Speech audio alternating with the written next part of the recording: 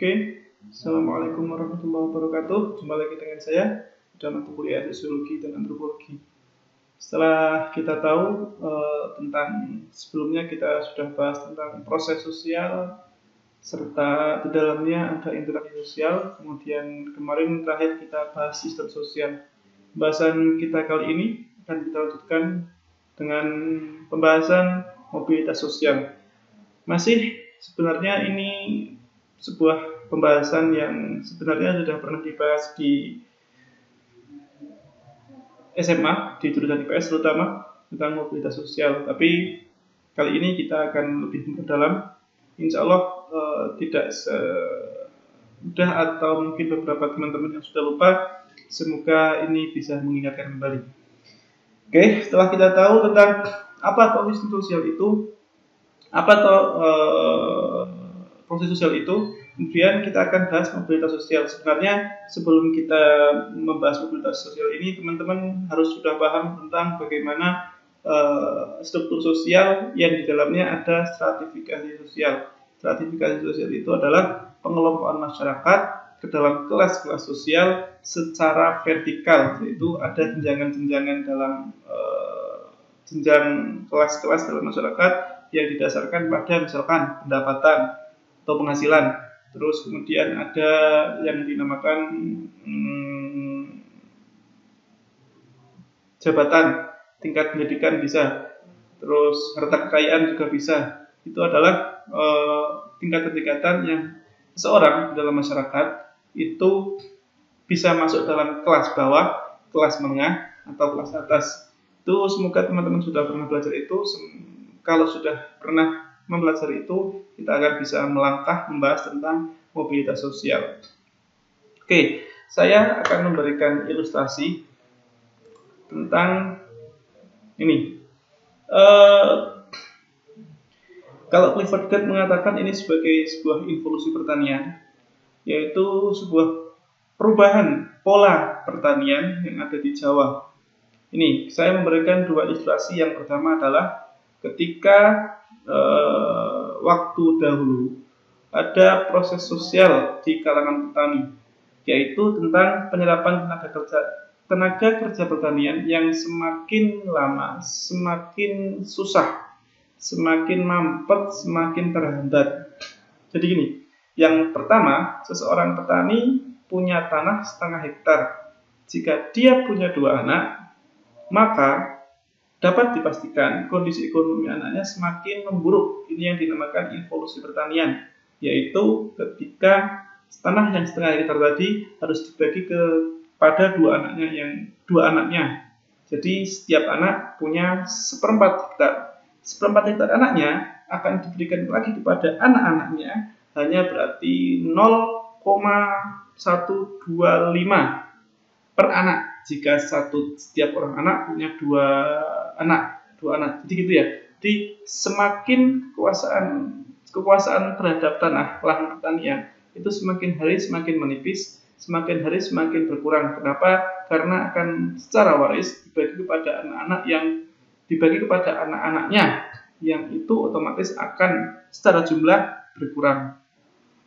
Sehingga memungkinkan anak untuk tidak menjadi tuan tanah seperti ayahnya. Ketika anaknya, misalkan ada tuan tanah yang punya 10 hektar. 10 hektar itu ternyata dia punya anak 5. 5 anak itu akan masing-masing hanya mendapatkan 2 hektar. Anaknya lagi akan kurang dari 2 hektar. Itu yang disebut oleh Clifford Geertz sebagai evolusi pertanian, yaitu perubahan pola pertanian masyarakat yang mempengaruhi kelas sosial di masyarakat. Tuh.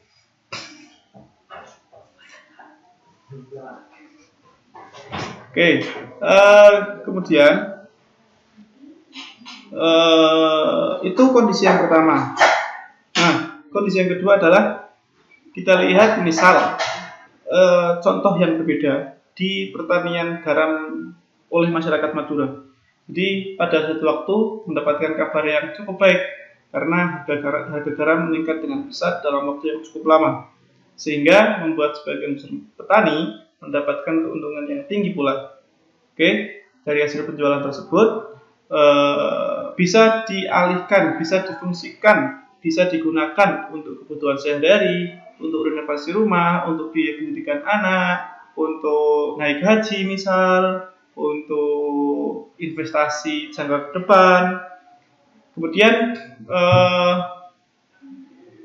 dari beberapa petani yang memiliki modal dan untung tinggi dapat memberikan kepada anaknya itu adalah tingkat pendidikan yang cukup bagi anaknya, sehingga ada anak yang berhasil naik status kelas sosialnya, entah itu sesuai jenjang pendidikan, misal bisa jadi guru, bisa jadi dosen, bisa jadi hakim, bisa jadi polisi, bisa jadi TNI, bisa jadi mungkin kepala daerah, bisa anggota DPR, berkat karena kenaikan harga garam yang sebelumnya misalkan menurun drastis meningkat dengan begitu pesatnya. Dua kondisi ini, dua kondisi yang pertama tadi tentang waris kepada anak yang semakin menurun, dan yang kedua di mana ketika orang tua bisa memberikan pendidikan yang lebih tinggi karena kenaikan harga garam. Itu adalah dua kondisi yang berbeda yang bisa menjelaskan bahwa dua kondisi itu disebut sebagai mobilitas sosial. Mobilitas sosial yang diberikan kepada anaknya, atau yang anaknya itu sehingga bisa berubah dari yang kondisi pertama itu yang sebelumnya tuan tanah menjadi orang biasa. Dari yang kedua kondisinya yang terbalik, bahwa anak yang sebelumnya anak petani bisa menjadi dokter, bisa menjadi hakim, bisa menjadi TNI atau polisi, itu karena hasil pertanian yang meningkat. Ini secara definisi akan kita pahami sebagai mobilitas sosial. Ya,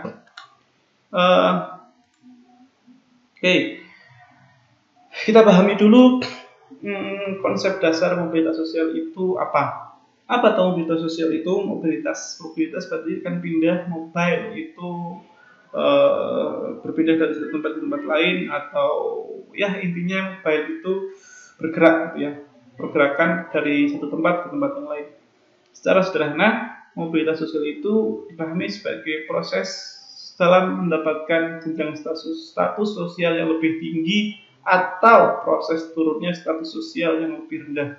Nah, makanya dalam mobilitas sosial itu harus dipahami dulu konsep dasar tentang stratifikasi. Stratifikasi itu adalah pengelompokan yang saya sebutkan di awal tadi, pengelompokan masyarakat ke dalam kelas-kelas sosial tertentu sesuai jabatannya, sesuai harta kekayaannya, sesuai pendapatannya atau penghasilannya, sesuai hal-hal yang bisa dikatakan bahwa orang itu menempati kelas atas, kelas bawah, atau kelas menengah. Oke ya. Jadi dalam stratifikasi itu ada sesuatu yang dihargai, ada sesuatu yang dihormati dalam masyarakat. Misalkan di masyarakat A, bahwa orang yang dihargai di masyarakat itu ketika dia memiliki tingkat pendidikan yang tinggi. Misal doktor lebih dihargai daripada lulusan SD. Lulusan S1 sangat dihargai ketika di desa tertentu dibandingkan dengan orang yang tidak sekolah atau orang yang tamatan SD. Ini saya hanya menggambarkan ya. Ini gambaran di sebuah masyarakat tertentu yang misalkan jumlah lulusan perguruan tinggi itu sedikit. Di ada proses pengerjaan itu. Oke. Nah, mobilitas sosial adalah ketika kelas atau status sosial itu berpindah. Masyarakat A, saya misalkan dulu sebagai seorang tukang becak misalkan. Kemudian dari ketekunan saya, dari saya belajar dengan teman yang memiliki usaha, saya belajar dengan teman yang memiliki jenis usaha atau keterampilan kemampuan yang lain. Dari proses itu kemudian saya misalkan memulai untuk belajar, memulai untuk berusaha, memulai untuk menjadi entrepreneur. Saya geluti sedikit demi sedikit, kemudian dalam waktu 10 tahun misal ya, dalam waktu 10 tahun saya bisa dalam waktu 10 tahun saya bisa memiliki sebuah usaha, kemudian saya memiliki karyawan, kemudian saya berganti kelas sosial saya menjadi pengusaha misal. Nah, itu adalah disebut sebagai mobilitas sosial karena ada proses perpindahan kelas sosial ke kelas sosial yang lebih tinggi.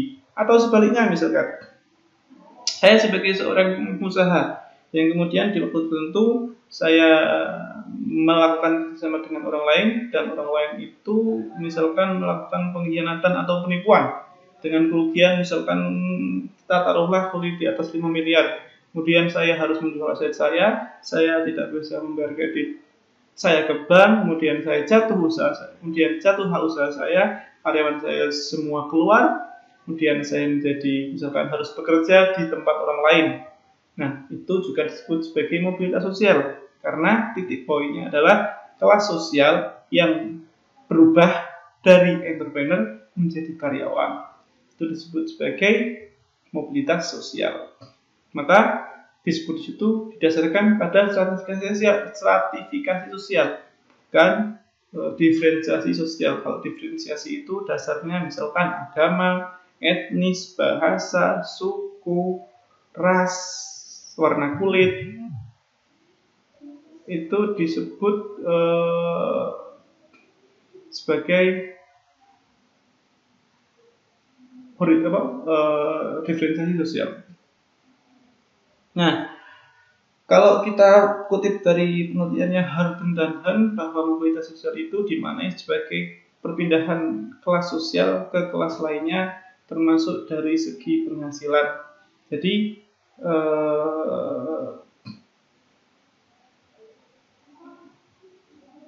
ketika penghasilannya itu meningkat, itu bisa disebut sebagai mobilitas sosial karena penghasilan masuk di dalam stratifikasi sosial. Atau sebaliknya, ketika penghasilan pokoknya itu menurun, itu disebut sebagai sebuah mobilitas sosial karena itu adalah bagian penghasilan itu bagian dari stratifikasi sosial. Sifat mobilitas sosial itu pada kelas sosial yang terbuka, maksudnya kelas sosial terbuka itu gimana ya? Masyarakatnya bersifat terbuka terhadap perubahan, masyarakatnya bersifat open-minded, masyarakatnya tidak tertutup, masyarakatnya bisa menerima perubahan, masyarakatnya tidak cenderung pada sifat yang etnosentris, masyarakatnya bersifat lebih welcome terhadap sesuatu hal yang baru.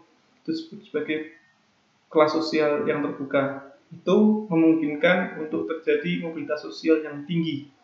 Kenapa? Karena tadi masyarakatnya welcome, masyarakatnya open-minded, masyarakatnya bisa menerima banyak perubahan. Dan sebaliknya, ketika kelas sosialnya tertutup, maka mobilitasnya cenderung rendah. Karena masyarakatnya sulit untuk menerima perubahan. Misal, ketika kita menggunakan sistem kasta, ada kasta. Dalam sistem kasta itu kecenderungannya mobilitasnya rendah dan sulit diubah. Kasta Brahmana, kasta Waisya, kasta Brahmana, Waisya, Ksatria, Sudra. Itu kan tidak ada proses perpindahan kasta Sudra ke Brahmana, apalagi gitu mungkin ya. Sudra ke Waisya itu sangat rendah sekali kemungkinannya. Gitu. Kemudian kita bahas ada beberapa jenis mobilitas sosial, yaitu mobilitas sosial yang vertikal dan horizontal. Gampang sih kita memahami. Mobilitas sosial vertikal itu ketika ada proses perpindahan kelas sosial naik atau turun. Kalau mobilitas yang horizontal itu ketika pindahnya tidak naik atau turun, horizontal, seperti itu. Nah, kalau mobilitas yang vertikal itu terbagi dari social climbing dan social sinking. Social climbing itu ketika dia dari kelas sosial yang rendah ke kelas sosial yang lebih tinggi. Dari guru menjadi kepala sekolah, dari buruh menjadi mandor, dari mandor menjadi pengawas gitu ya. Kemudian dari menteri menjadi presiden, dari gubernur menjadi presiden, dari bupati menjadi gubernur, atau dari nelayan menjadi pemilik kapal misalkan, dan seterusnya. Itu disebut sebagai social climbing gitu ya, manjat naik gitu kan. Social sinking itu ketika ada kelas sosial tertentu yang turun kelasnya, seseorang itu turun ke kelasnya yang lebih rendah. Jadi ketika misalkan terjadi petani yang bangkrut karena bencana alam atau karena menurunnya harga panen, karena produknya tidak laku karena hama atau yang seterusnya. Atau misalkan ketika seorang yang saya contohkan tadi, pengusaha yang bangkrut kemudian dia harus turun kelas sosialnya menjadi karyawan, atau karena ketika sebuah perusahaan itu kolaps kemudian karyawannya baik itu direkturnya itu semua harus kehilangan pekerjaannya, itu disebut sebagai social sinking karena ada penurunan kelas sosial. Oke. Mobilitas vertikal itu akan tergantung pada keluasan struktur sosial sebuah wilayah. Jadi luas atau tidaknya sebuah kelas sosial itu akan berpengaruh kepada mobilitas sosial yang vertikal. Misalkan saya tuliskan bahwa tingkat pendidikan itu akan berfungsi dalam masyarakat yang terbuka. Maksudnya gini, pikiran atau perspektif orang-orang masyarakat tertentu itu memiliki karakteristik yang berbeda. Jadi tingkat pendidikan yang tinggi atau tingkat pendidikan baik itu tinggi atau rendah tidak akan berfungsi ketika masyarakatnya tidak mengenal tingkat pendidikan. Maksudnya gitu. Orang masyarakat individu akan paham tentang pendidikan ketika konsensus masyarakatnya memahami tentang tingkat pendidikan, sehingga tingkat pendidikan itu akan berfungsi, akan bermakna ketika masyarakatnya paham tentang tingkat pendidikan. Oke, jadi naik atau turunnya seseorang tingkat pendidikannya, naik atau turunnya tingkat pendidikan seseorang tidak akan berpengaruh apapun terhadap mobilitasnya ketika itu terjadi di masyarakat hutan, misalkan terjadi di masyarakat yang tidak kenal pendidikan. Oke, sehingga itu tidak akan berfungsi apapun dalam mobilitas sosial atau mobilitas sosial vertikal. Kemudian itu tentang mobilitas vertikal. Kemudian kita bahas mobilitas yang horizontal. Ketika ada perpindahan seseorang kelompok sosial tertentu ke kelompok sosial yang sederajat, yang horizontal, yang setara, buruh bangunan menjadi buruh tani, anak buah kapal menjadi buruh bangunan, dosen UGM dimutasi ke dosen UI, dosen Undip. Ini bisa terjadi entah itu sukarela atau terpaksa. Jadi misalkan buruh bangunan beralih menjadi buruh tani, itu bisa jadi karena terpaksa, karena pekerjaan bangunan itu sepi. Jadi dia harus pulang ke kampungnya untuk menggarap sawahnya misal. Yang contoh yang kedua bisa terjadi karena sukarela, karena misalkan karena saya memang ingin pindah ke misalkan ke UI atau ke UGM. Nah, atau ketika pekerjaan yang sudah tidak lagi menggeluti pekerjaannya, dia ingin menjadi public relation atau mengajar atau ingin membuka usaha, itu karena keinginan dan kemauan sendiri. Beda dengan misalkan buruh bangunan tadi yang terpaksa harus menggarap sawahnya karena proyek bangunannya sedang sepi misalkan. Oke. Kemudian setelah kita tahu tentang jenis-jenis mobilitas sosial, kita pahami tentang bagaimana saluran mobilitas sosial vertikal. Jadi media apa atau kelompok mana yang bisa menjadikan lembaga mana misalkan yang bisa menjadikan seseorang itu melakukan mobilitas vertikal. Ada 5 yang saya tuliskan. Ada di situ mungkin nggak terbatas angkatan bersenjata, tapi misalkan lembaga militer, lembaga Polri, TNI misalkan, TNI Polri. Jadi ketika dalam Polri atau TNI atau Polri itu terjadi peperangan misal, bagi anggota atau ketua atau dantonnya, komandan plutonnya, komandannya, ketika dia memenangkan sebuah peperangan atau sebuah penyelamatan kepada seseorang yang disekap atau dengan teroris, kemudian ada imbalan yang diberikan oleh negara kepada mereka untuk bisa naik pangkat misalkan, atau bisa ketika dia sebelumnya belum memiliki pasukan, kemudian dia bisa memiliki pasukan dan seterusnya. Itu ya, itu dalam angkatan bersenjata. Kemudian dalam lembaga pendidikan, ini merupakan sebuah saluran yang konkret yang nyata, di mana seorang ketika mencapai tingkat pendidikan tertentu akan berimplikasi kepada kehidupannya. Misalkan saya ketika hanya lulus SMP dibandingkan yang lulus SMA, kesempatan kerjanya akan lebih banyak ketika saya lulus SMA. Atau selanjutnya ketika saya lulus S1, maka kesempatannya akan lebih besar daripada saya hanya lulus SMA. Itu jelas dalam lembaga pendidikan. Lembaga pendidikan yang bergerak dari kedudukan rendah ke kedudukan yang tinggi. Jelas ya, begitu ya. Oke. Kemudian lembaga agama.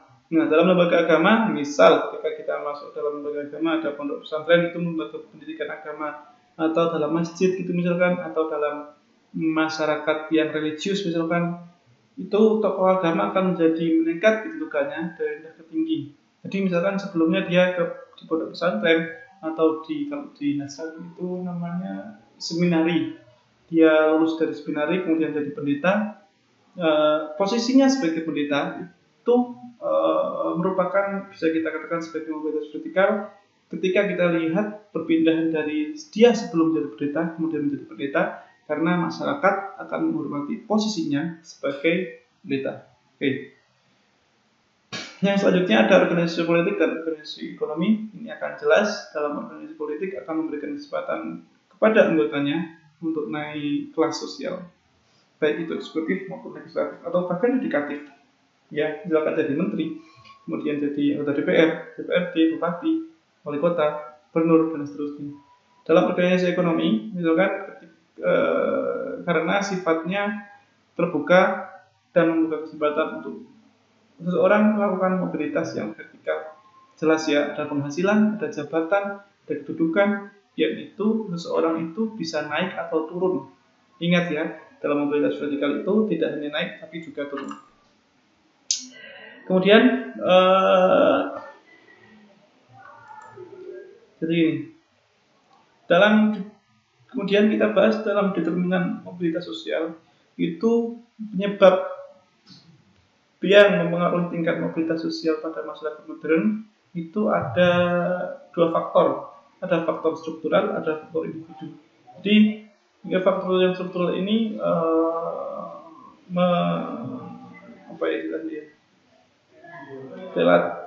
yang faktor struktural ini faktor yang berupa tentang kekuasaan misalkan, atau faktor-faktor yang sifatnya struktural, faktor-faktor yang sifatnya berjenjang, terstruktur gitu. Jadi bisa dalam bentuk jumlah relatif dari kedudukan tinggi yang bisa diisi dari kemudahan memperolehnya. Jadi ada kebutuhan tenaga kerja, ada tentang lapangan kerja. Jadi misalkan dari jumlah karyawan biasa itu 1000, kemudian naik menjadi mandor hanya 100, kemudian naik jadi manajer hanya 10, direktur hanya 2 atau 3. Jadi ada semacam piramida yang akan ditempuh seorang untuk mencapai posisi kedudukan yang lebih tinggi. Oke. Dan ada proses ketika seorang mencapai kedudukan yang lebih tinggi itu. Misalkan capaian kinerja, misalkan tentang prestasi kerja, target yang dicapai. Nah, itu bisa dianalisa biasanya jumlah yang di bawah itu lebih banyak daripada jumlah yang di atasnya, dan seterusnya dan sebaliknya ketika terjadi ketidakseimbangan setelah tadi ya, setelah piramida tadi ada terjadi ketidakseimbangan jumlah lapangan pekerjaan, yaitu jumlah tenaga kerja lebih banyak daripada jumlah lapangan pekerjaan. Kemudian itu secara faktor struktural, yaitu faktor yang di luar individu, struktur sosial, struktur ekonomi, struktur politik dan seterusnya. Nah, faktor individu itu dari dalam individu sendiri, yaitu subjektivitas individu tentang tingkat pendidikannya, performance-nya, tentang skill-nya, tentang kemampuannya, tentang keterampilannya untuk memperoleh kelas sosial tertentu. Kata Horton dan Hen, meskipun banyak orang bekerja keras dalam mencapai struktur atau kelas sosial tertentu, bisa tidak atau ada kemungkinan tidak bisa memperoleh status atau kelas sosial yang diinginkan. Dan sebaliknya, ada orang yang tidak bekerja keras dalam mencapai struktur tertentu, tapi dia bisa sukses mendapatkan kelas sosial tertentu. Ini di luar determinan mobilitas sosial ya, di luar itu semua. Gitu. Kemudian terakhir kita bahas tentang konsekuensi apa yang terjadi dalam mobilitas sosial, yaitu ada rasa ketidakpuasan atau ketidakbahagiaan ketika seseorang tidak berhasil mencapai posisi yang diinginkan. Kan biasanya gitu ya, ada rasa masalah, ada rasa kok saya nggak dapat mendapatkan itu gitu. Nah, atau sebaliknya juga bisa terjadi kecemasan ketika seseorang itu mengalami penurunan status sosial dalam mobilitas vertikal yang menurun, social sinking. Itu konsekuensi yang dialami oleh individu. Konsekuensi yang dialami oleh kelompok atau masyarakat itu bisa terjadi dalam ketegangan saat mempelajari peran baru. Ini masih individu sih, sorry. Jadi ketika saya misalkan harus menjadi seorang presiden misalnya gitu ya, ini cuma misal. Saya misalkan menjadi seorang presiden, saya canggung, saya merasa tegang, saya merasa tidak atau belum bisa harus menyesuaikan diri, harus banyak saya harus banyak mempelajari hal yang baru karena status dan kelas sosial saya yang baru akan berimplikasi pada peran saya yang baru. Bisa juga terjadi keretakan relasi antar kelompok primer. Jadi karena perubahan entah itu dalam kelompok itu ada masyarakat individu yang naik atau turun, itu terjadi dalam kelompok primer itu akhirnya yang sebelumnya relasinya berbentuk integratif atau penyatuan bisa terjadi guncangan dalam hubungan antar kelompok karena anggotanya berubah status atau kelas sosialnya. Kemudian yang terakhir, konsekuensi yang terakhir adalah seseorang yang berpindah status atau kelas sosialnya tidak pasti atau belum pasti bisa diterima oleh masyarakat di lingkungan sosial yang baru, belum pasti diterima oleh status lingkungan sosial yang baru. Ketika seorang karyawan biasa menjadi manajer misalkan naik tingkat kelas sosialnya lingkungan manajer ini, ada ya kemungkinan ada dua, bisa menerima dengan baik atau butuh penyesuaian atau bahkan tidak diterima oleh lingkungan baru tersebut. Semoga ini meskipun sedikit, semoga bisa bermanfaat. Teman-teman bisa mempelajari. Kalau yang kurang paham silahkan ditanyakan. Terima kasih. Semoga bisa mencerahkan. Assalamualaikum warahmatullahi wabarakatuh.